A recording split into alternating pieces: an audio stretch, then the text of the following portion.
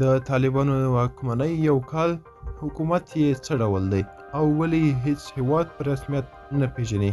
دوستانو که غواړئ تاسو هم پوه شئ نو همدا سره پښتون ټي وي چینل سبسکرایب کړئ. سلام، ستړي مه شئ، پام وکړئ د نن مهم خبر ته. په افغانستان کې د طالبانو د سرپرست حکومت یو کال پوره شو، خو تر اوسه د کوم هیواد لخوا په رسمیت نه دی پیژندل شوی.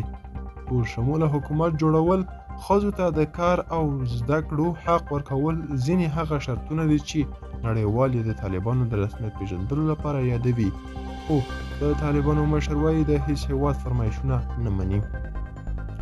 د ځینو په ګمان که د طالبانو حکومت او نړیوالو ترمنځ اړیکې ښې نشي نو افغانستان به لا له ننګونو سره مخامخ شي. د طالبانو حکومت څه ډول دی؟ په کابینه کې ولې یوازې طالبانو ته څوکۍ ورکړل شوې ده؟ له نړیوالو او د تیر حکومت له چارواکو سره د تعامل په اړه څه نظر لرئ؟ د طالبانو له واکمنۍ د یو کلنۍ په مناسبت مو په دغه ریپورټ کې کتنه ورته کړې ده. دا جمله کړی خبر تر ویښې چرې ښه وه.